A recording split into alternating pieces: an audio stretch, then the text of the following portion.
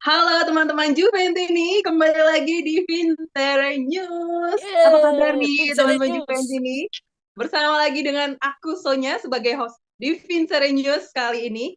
Dan pastinya aku akan membawakan update info-info terkini seputar klub Juventus. Kalian udah penasaran belum sih? Mau tahu nggak apa aja nih yang akan aku bagikan kali ini? Aku kasih clue dulu ya di awal ya. Aku pengen ngebahas tentang pemain baru untuk Juve, tapi ini incaran dari pelatih Mota. Ya, ternyata pelatih Mota udah mengincar seorang pemain. Siapa ya kira-kira? Hmm. Sebelum aku bahas, seperti biasa ya, aku ingin memperkenalkan narasumber yang sudah bergabung kali ini. Boleh disapa dulu dong teman-teman Juventininya. Mas Pondra, silakan Mas. Sapa dulu teman-teman Juventini. Halo, Assalamualaikum. Gue Paundra Juventi ini dari Zaire.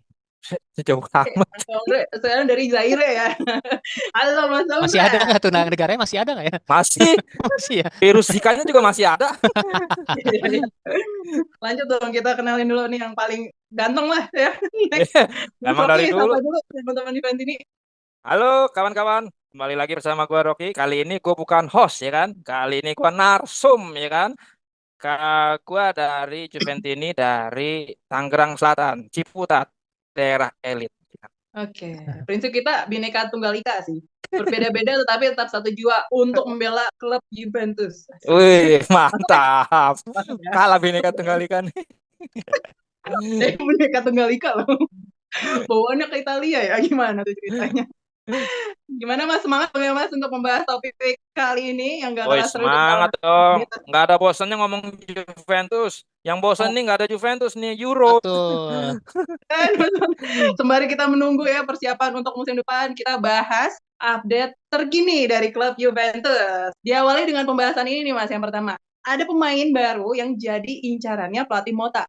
Ternyata pelatih Mota nih mengagumi seorang pemain dari klub sebelumnya sih. Dia kan pernah melatih ya di klub di Bologna, tim Serie A Bologna, lengkapnya. Itu ada Selmaker. Hmm, Hmm. dia ini pemain pinjaman dari AC Milan dan dulu pelatih Mota kan jadi pelatih di Bolonya ya. Menurut Mas nih seberapa besar sih peran Selmaker ini kalau misalnya bergabung dengan Juventus? Gimana menurut Mas Rocky? Selemakers ini cukup cukup berarti ya bagi Mota ini karena mungkin kenapa dia pengen banget masuk juga dalam skuadnya di Juventus karena sering dipakai juga di formasinya Thiago Motta saat di Bolonya.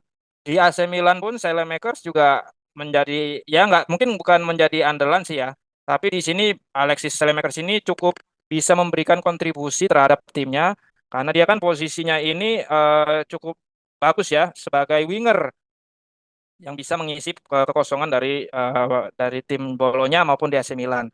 Dengan raihan ya walaupun nggak terlalu banyak ya golnya kemarin cuma 4, tapi ada sedikit yang disukai oleh Makers ini mungkin terkadang dia juga suka menusuk nih dari second line ke depan tiba-tiba bisa mencetak gol. Nah, ini yang mungkin bisa menjadi bahan pertimbangannya Thiago Motta untuk dijadikan komoditi pemain yang bisa dimasukkan ke dalam incarannya Juventus pada musim depan. Ya kita lihat aja karena kan ini beritanya juga masih baru ya kan dari Tutto Sport baru-baru ini masih ngawang juga ya kan belum tentu pasti. Tapi katanya sih Thiago Motta ini sebagai fans beratnya jadi malah pelatihnya jadi fans berat dari pemain dari Salernitana. Ya kita tunggu aja sih ke depannya gimana. Tapi cukup cukup bagus sih. Ya nggak peak-peak banget tapi Mhm. memberikan kontribusi lumayan lah terhadap tim kayak gitu menurut gua.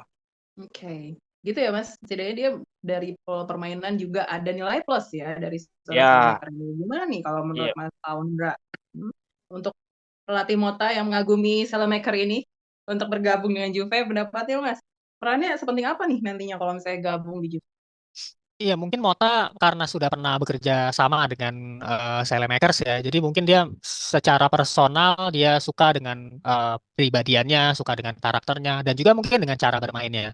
Kalau Saelemaekers ini kan modelnya meskipun dia winger, kadang sering mainnya di kanan ya, tapi dia juga versatile gitu. Dia bisa nusuk ke tengah, dia bisa kadang-kadang dia juga bisa sebagai AMC gitu. Kalau dulu gue perhatiin di AC Milan seperti itu. Jadi dia kadang startnya di kanan tapi kadang jelajahnya tuh lumayan oke juga sampai ke tengah-tengah bahkan sampai nusuk ke apa ke pertahanan-pertahanan lawan. Jadi eh, justru kalau tadi pertanyaannya apakah lebih cocok Greenwood atau Saelemaekers untuk menggantikan Chiesa, mungkin gue akan lebih memilih Saelemaekers ya. Tapi kalau misalnya dan lagi yang ditambah lagi adalah dia sudah pernah bekerja sama juga bersama Thiago Motta. Jadi mungkin akan lebih fit in-nya bersama Saelemaekers. Tapi apakah ini menjadi pemain yang cukup vital bagi Mota? Menurut gua kayaknya sih masih belum karena Saelemaekers sendiri juga selama di Bolonya penampilannya juga bergantian ya. Dia bukan bukan bukan sebagai pemain utama juga gitu. Nomor 10-nya atau playmaker-nya Mota ini ada di Lewis Ferguson kalau gua kemarin lihat ya di Bolonya, dan kalau di Juve nanti yang akan diplot sebagai playmaker itu yang sedang diincar sekarang, Teun Koopmeiners. Ini yang dari kemarin tuh Mota pengen banget Juve itu dapetin Cop Miners gitu, pemain-pemain yang gelandang serang, playmaker, bisa mencetak gol juga, tapi gelandang. Nah, ini yang lagi diincarnya makanya Cop Miners. Kalau Saelemaekers, oke sebagai pemain yang mungkin diisi di posisi sayap, tapi kalau untuk dijadikan playmaker sih menurut gua bebannya masih terlalu berat buat Saelemaekers. Oke, dari Mas Fauda ngeliatnya ini lebih ke pemain sayap ya, tapi ada Iya. pertimbangan lain nih dari pelatih Mota untuk pemain nomor 10. Berarti masih penting ya Mas posisi pemain nomor 10 nih di era pelatih Mota? eh Sebenarnya sih di era sepak bola modern sekarang sih yang benar-benar nomor 10 murni ini kayaknya udah jarang juga ya. Kalau kita kenal zaman dulu kan ada Totti, Del Piero, Zidane gitu kan, Maradona, Hmm. sampai Messi terakhir. Yang pemain yang benar-benar dia diandalkan jadi center of apa sentral permainan.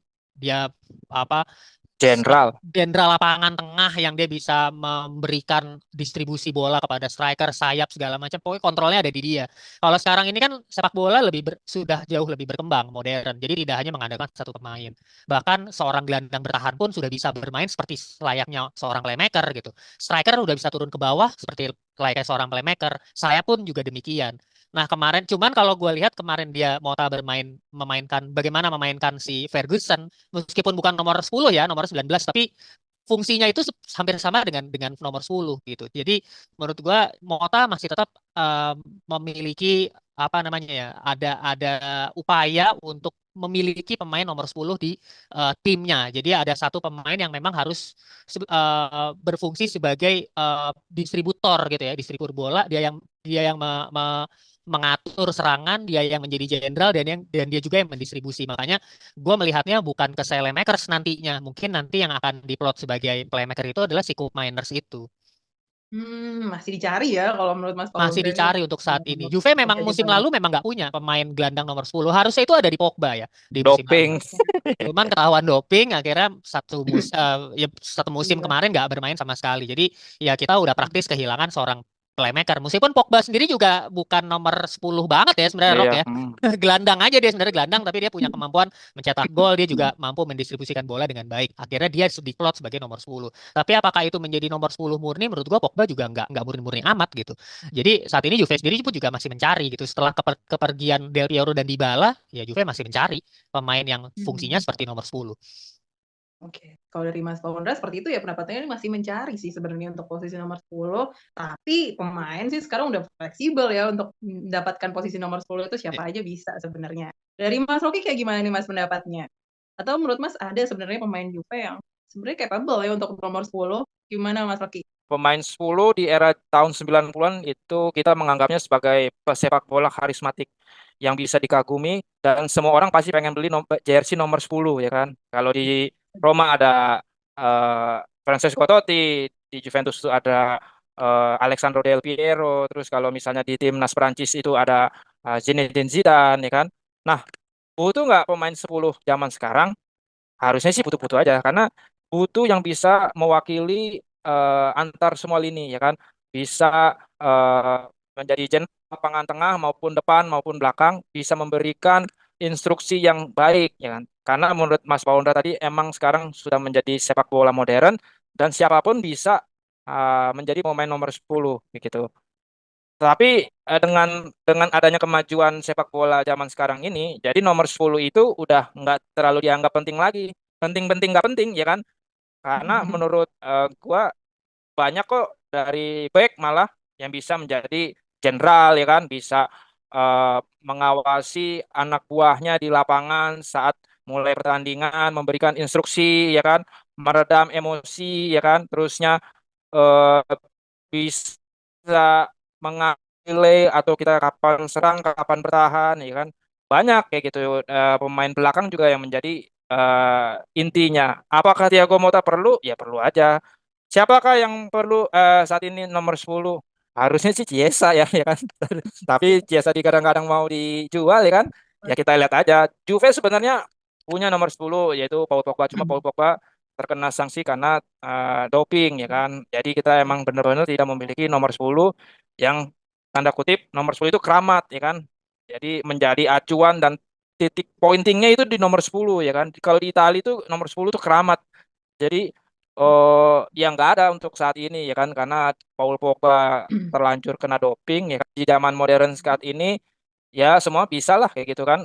Istilahnya siapapun kalau yang bisa memiliki performance lebih baik, ya kenapa enggak jadi nomor 10? Kiper aja bisa jadi nomor 10, ya kan? Iya. Ya, betul. Jadi sih. Berarti nih bisa dibilang nih menurut pendapatnya Mas Paundra dan Mas Rocky nih, ya pemain nomor 10 sebenarnya penting gak penting, tapi ya semua pemain sebenarnya punya kesempatan untuk jadi pemain nomor 10 di era sepak bola yang sekarang ya. Karena kan udah nggak sekaku dulu. Iya. Dan itu kan menurut para narasumber kita nih, kalau menurut teman-teman Juventus ini gimana? Sih penting nggak sih pemain nomor 10 Ah, di pelatih Mota ini? Boleh dong komen ya di sini. Atau menurut kalian jangan-jangan Salamaker sih cocok nomor 10 atau waduh, pemain Juve yang lain gitu yang cocok nomor 10 kan kita nggak tahu ya menurut pendapat Wak, teman-teman Juventus ini. berat tuh. Boleh. Aku tanggung berat Boleh tanggung di jawab.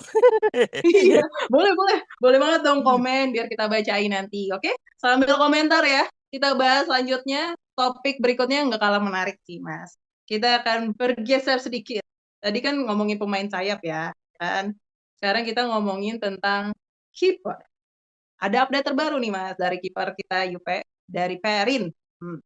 Kabarnya sih kalau Juve ini udah siap-siap open talk ya sama Perin untuk bikin perjanjian baru, kesepakatan baru gitu. Karena kan di Gregorio seperti yang kita tahu dia katanya akan jadi kiper untuk musim depan, kiper utama loh ya. Ini menurut Mas kalian nih sebenarnya apa sih yang membuat Perin tuh kayaknya sulit banget ya untuk jadi kiper nomor satu nih di klub Juve. Gimana pendapatnya Mas Rocky? Matia Perin. Di Genoa dia menjadi nomor 1, tapi ketika masuk ke Juve dia menjadi nomor 2. Karena kenapa? Karena pressure-nya beda. Masuk ke klub besar ya kan dibandingkan Genoa klubnya ya istilahnya mediocre lah ya kan di bawah rata-rata pemain Juventus. Kenapa dia nggak bisa jadi pemain kiper nomor satunya Juventus? Karena satu yang pertama mungkin di zamannya Allegri jarang dipasang, jarang dikasih menit bermain. Kalaupun dikasih menit bermain itu di kompetisi Coppa Italia ya kan. Ya kita tidak mendiskreditkan kompetisi Coppa Italia ya, tapi dengan kita bermain di kompetisi reguler seperti Liga Liga dan maupun Liga Champion itu memberikan dampak besar terhadap pemain baik itu pengalaman dan dengan skillnya juga ya kan dan dipilihnya oleh Szczesny ya kan. Nah, Szczesny ini di negara pun di Polandia jadi kiper utama ya. Jadi mau nggak mau pilihannya adalah Szczesny. Perin bisa nggak jadi pilihan utama? Bisa aja kalau dia memberikan kontribusinya atau skillnya itu seperti Szczesny juga. Bukan gua menitik beratkan Perin nggak bagus ya. Karena mungkin dari Allegri-nya juga yang jarang kasih bermain untuk Perin. Jadi sehingga dia kesulitan untuk mendapatkan line up di posisi utama goalkeepernya Juventus. Nah, kenapa Gregorio? Gregorio walaupun di AC Monza klubnya nggak terlalu bagus, klub-klub papan tengah, tapi dia selalu menjadi line up dan kita lihat sering terjadi save ya kan, performance-nya baik ya, apalagi jadi kiper terbaik pilihan Liga Italia musim lalu ya kan. Jadi makanya manajemen juga memilih dia dan gajinya yang paling penting kecil, nggak besar ya kan. Balik lagi, udah ujung-ujungnya duit ya kan. Duit. Udah Asik. performance-nya bagus, gajinya kecil ya, pemain apa manajemen mana yang nggak mau seperti itu. Harusnya Perin bisa bersaing di musim depan, apalagi ini kan sama-sama Italiano ya kan. Toh Vinsoglio juga masih jadi kiper ketiga kalau misalnya kontraknya juga tidak di terminate oleh manajemen, kayak gitu menurut gue sih. Oke, Mas Rocky, seperti itu ya tentang nilai plus dari seorang Di Gregorio dan pertimbangan kenapa Perin nggak jadi nomor satu. Gimana nih kalau menurut Mas Paundra? Setuju nggak sih Di Gregorio yang jadi kiper utama karena dia udah pernah jadi kiper terbaik? Mana tahu itu jadi pertimbangannya? Atau sebenarnya Perin sebenarnya cocok jadi kiper nomor satu? Gimana Mas Paundra? Ya, more or less sih hampir sama ya dengan yang disampaikan Rocky tadi. Yang pertama adalah ya soal mental. Mentalnya ketika dulu Perin bermain di Genoa dan ketika dia main di Juventus itu udah jauh berbeda. Dan yang kedua, ketika Perin datang ke Juve, memang statusnya itu status kiper backup karena kiper utamanya kan sudah dipilih ya setelah Gianluigi Buffon pensiun, Szczęsny akan menjadi penerusnya. Szczęsny akan dipasang sebagai kiper utama dan Perin tuh menjadi kiper backup. Jadi secara status pegawai aja udah beda nih ya, status Hierarki. ya hierarkinya udah beda gitu. Jadi Perin tuh mesti benar-benar dia bekerja ekstra keras sekali untuk bisa menembus posisi utama. Kemudian Szczęsny sendiri juga dia kiper utama timnas Polandia. Jadi secara status aja tuh Perin udah kalah dengan Szczęsny. Meskipun secara skill mungkin ya 11-12 lah ya. Tapi gue pernah ngelihat satu momen ketika Szczęsny dan Perin itu ada di momen kuis iseng-isengnya, kuis kecil-kecilan yang pernah diadakan Juventus kan di Instagram sering tuh ya bikin game-game kecil gitu. Itu simpel kok, sesimpel nangkep bola pingpong, ditaruh ke lampu ke apa gelas warna hijau, gelas warna merah, pokoknya intinya gitu lah ya. Itu refleksnya emang bagusan Chesney gitu. Dapat langsung taruh, dapat langsung taruh. Nah, kalau reperin tuh lepas-lepas dia, nggak langsung nangkep lepas. Jadi sesimpel itu aja memang kelihatannya secara teknik ya Chesney lebih unggul gitu dan sudah pasti di pelatih juga jauh lebih lebih tahu ya mana yang lebih lebih unggul antara Chesney dan Perin. Nah sekarang ini kan isunya Chesney yang akan keluar. Chesney nggak mau diperpanjang karena ya balik lagi tadi ya gajinya pun salah satu yang tertinggi di Juventus. Chesney keluar, Perin yang dipertahankan. Nah Perin ini kan akhirnya sempat GR ya. Wah, berarti gua nih yang akan jadi kiper utama nih. Ternyata di Gregorio masuk. Statusnya di Gregorio ketika masuk ke Juventus adalah sebagai kiper terbaik di Serie A. Nah, ini yang akhirnya kembali masalah status. Jadi, Perin ya kembali dia harus bekerja ekstra keras lagi untuk bisa membuktikan itu baik di sesi latihan maupun di lapangan.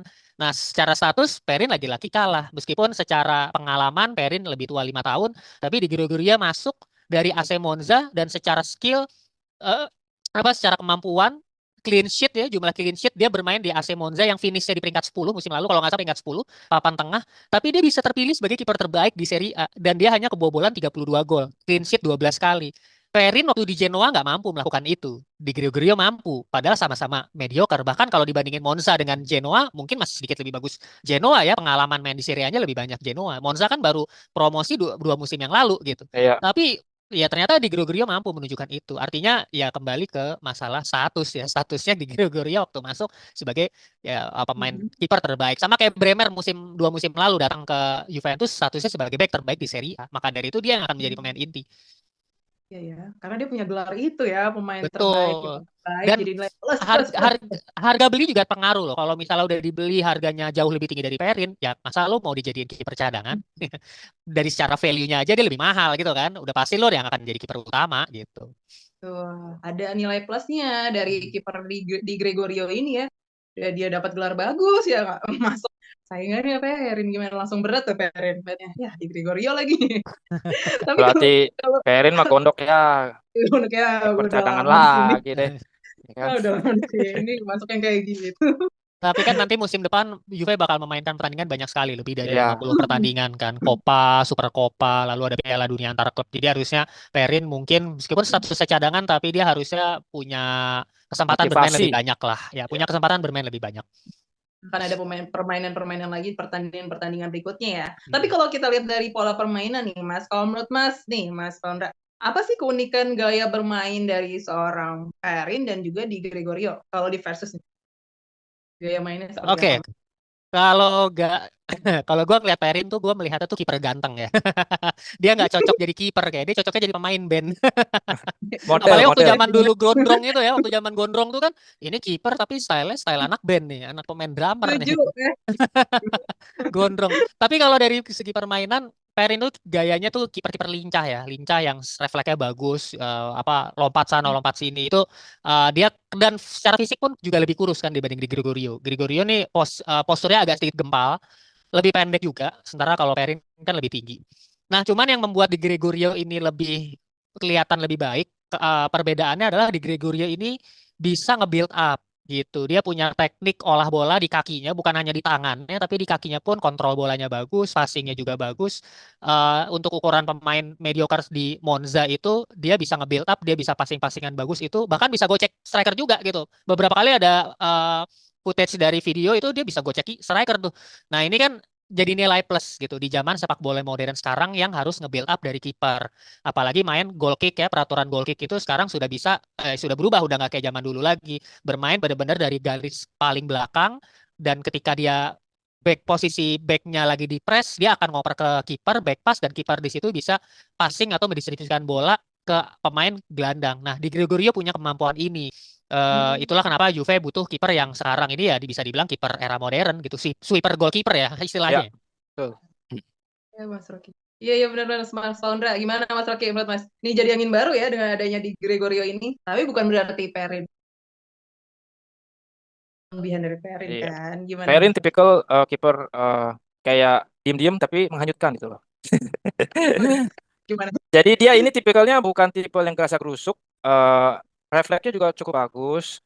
Cuma emang dikasih menit permainnya itu jarang ya kan. Kalau misalnya dia sering, ya mungkin skillnya akan terasa kayak gitu kan. Karena ketutup auranya Szczęsny ya kan. Udah jadi kiper Hmm. utama, jadi ya kiper backup. Benar kata Pak Undra, di Guru-Guru ini tipikal kiper yang bisa build up serangan dari belakang. Karena dengan adanya metode terbaru dari bola yang modern sekarang ini, ngebangun serangan nggak hanya dari pemain tengah aja, sekarang bisa dari langsung kiper. Udah digadang Ya sih. kita lihat aja karena bermain di klub sekelas AC Monza akan cukup berbeda dengan bermain di Juventus. Pressure, tekanan itu cukup besar dan ekspektasi fans juga nggak boleh kesalahan dikit, ya kan, zero mistake, nggak boleh blunder.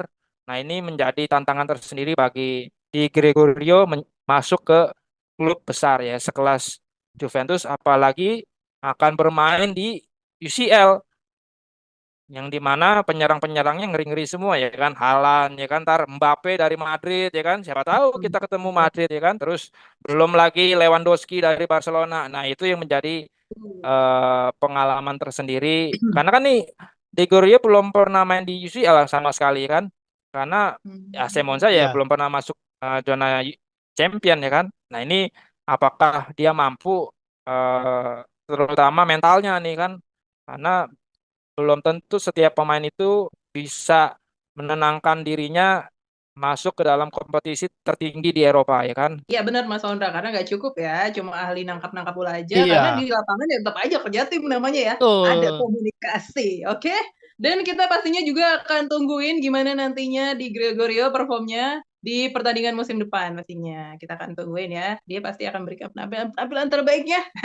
Dan teman-teman Juventus ini gimana nih menurut kalian? Hah? Lebih pilih siapa? Perin atau di Gregorio? Menurut kalian Vinsoglio ya kan. Insolio. gimana teman-teman Juventus ini? Menurut kalian menarik gak sih info-info yang kita berikan di sini? Dan apa aja sih hal-hal yang pengen kalian tahu ya seputar klub Juventus? Boleh juga komen di sini. Nanti kita akan bacakan ya apa aja hal yang menarik. Dan juga pastinya untuk tahu update info terkini seputar Juventus, aku tidak akan bosan untuk mengingatkan. Ayo berlangganan di Sore Juventus ini. Karena nanti kita bisa saling berbagi informasi terupdate loh. Ya, bener ya Mas ya? Betul. Dan di sini juga kita akan memberikan konten-konten menarik dan terbaik ya. Jangan cuma nonton di sini aja karena kita akan terus-menerus mengupdate apa saja perkembangan terbaru dari klub Juventus ini dan klub Juventus dalam Vincere News berikutnya. Jangan lupa untuk like, subscribe, dan komen ya. Aku tunggu komennya karena aku akan bacain komen-komen. Wih, Terima mantap. kasih loh untuk Mas Rocky dan juga Mas Saundra yang jauh di sana. Terima Kan jauh ya kasih. negaranya ya. Sudah bergabung di sini dan membahas kupas tuntas topik-topik kali ini.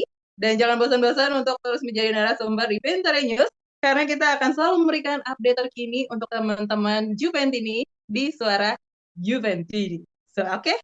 Akhir kata, aku mohon maaf kalau ada salah-salah kata. Ikuti terus konten menarik dari Suara Juventini. Fino alla fine. Forza Forza Juve. Juve. Oke. Mantap.